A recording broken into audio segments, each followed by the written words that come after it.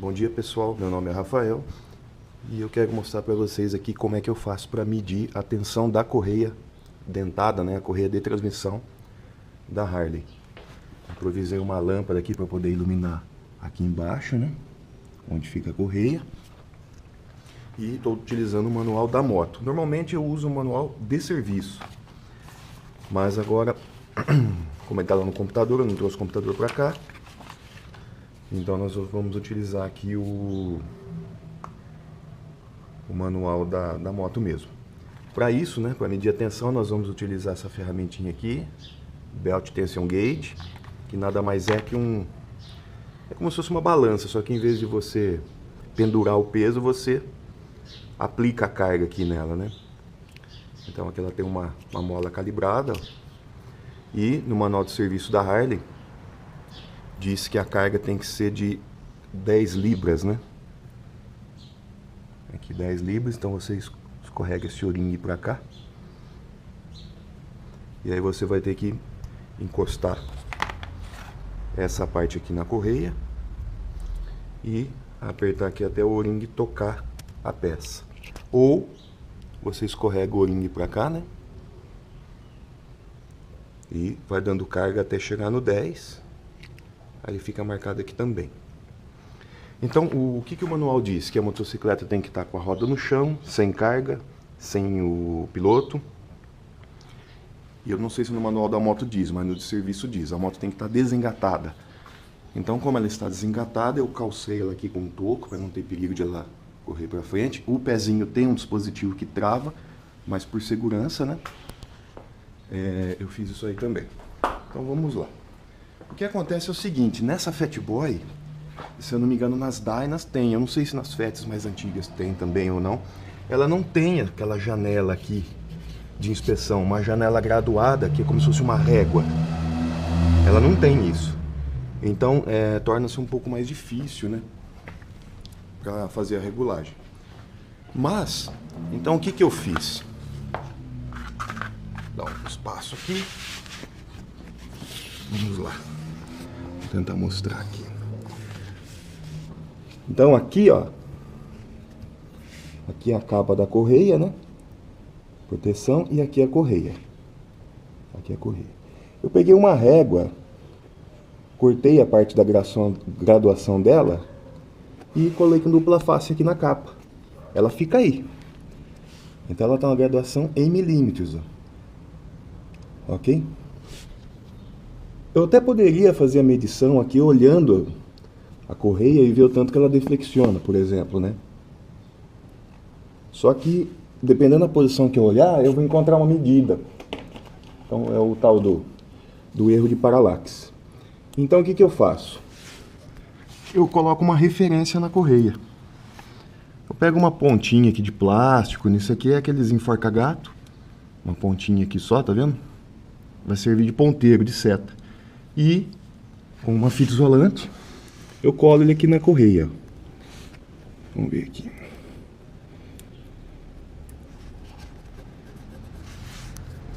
Acho que dá pra ver, né? Tá vendo? Então ele tá apontando ali, ó, em 3,7 milímetros. Ok? 3,7 milímetros. Então agora com a ferramenta, ela tem que estar perpendicular à correia. Eu vou aplicar a tal carga de 10 libras aí, que são 4,5 kg.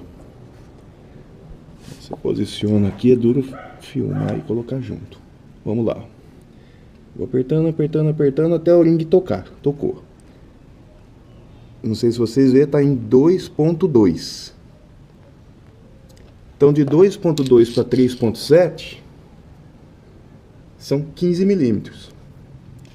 Essa é a deflexão da correia. Então, ó.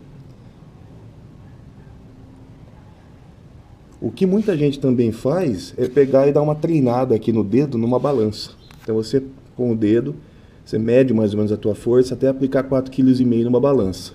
E vem aqui e aplica essa carga. Outros torcem a correia mais ou menos 45 graus, que é o máximo que essa aqui está indo mesmo. Se forçar mais até vá. Mas não é recomendado ficar torcendo a correia, né? É lógico que uma vez ou outra também não vai acontecer nada. Entendeu?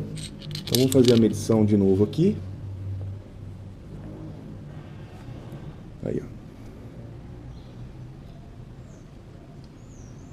ó. 2.2, 3.7.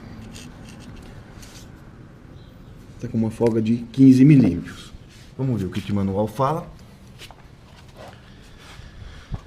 Aqui tem uma pequena confusão também, ó. Esse modelo é o FLS-TF, que é a Fat Boy, não é o TFB. Então, a FLS-TFB, a folga é pequena, ó, de 6.4 a 7.9 milímetros. Outros modelos, que é o caso essa, é de 14.3 a 15.9. Então, a nossa está dando 15, está dentro da folga especificada pela fábrica.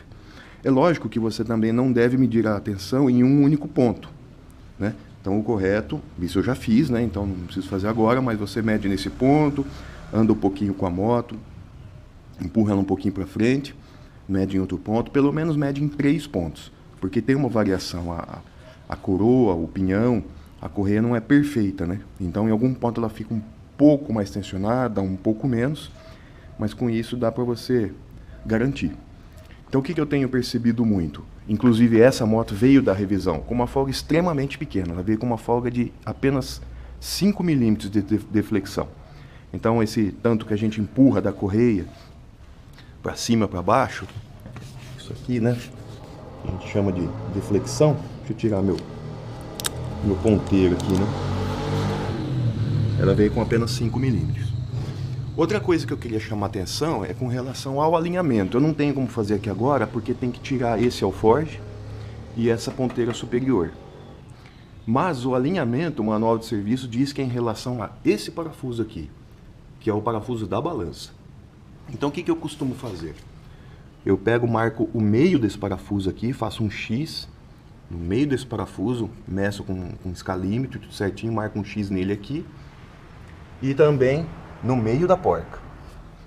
Bom, então, depois que você marcou aqui uma caneta dessas de retroprojetor, marcou um X aqui bem no centro desse parafuso, na porca do outro lado, e marcou também um X aqui, aí você confere a medida desse centro nesse centro.